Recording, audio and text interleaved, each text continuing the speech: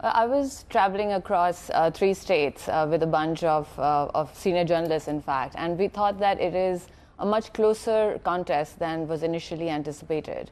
So we're not allowed to release polls during the election, but the opinion polls that were released before that all showed that Prime Minister Modi is going to walk away with the election. But it seems that on the ground it is tighter than was initially expected, and they may not get as many seats as they did last time round.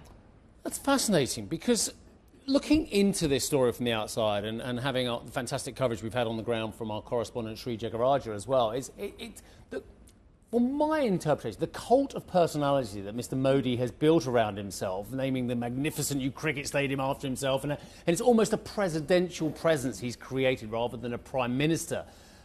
It seems that almost every other politician seems almost secondary compared to Mr. Modi in the country at the moment. He's built this huge personality cult around him almost as well. Who are the major contenders? I mean, could anyone fill his shoes at the moment, or actually there are lots of individual problems that people are very annoyed about? Exactly. So Prime Minister Modi remains extremely popular, and his brand is huge, as you said.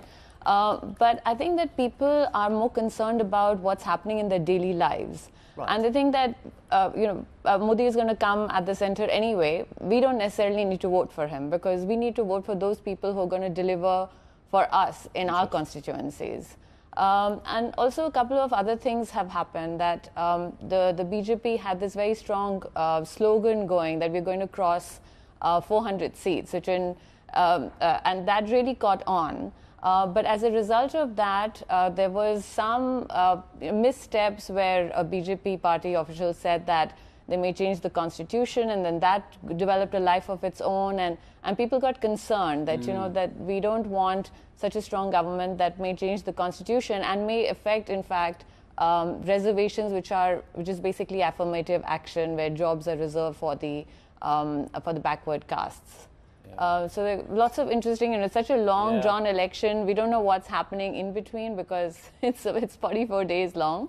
But that's the sense that we're getting on the ground.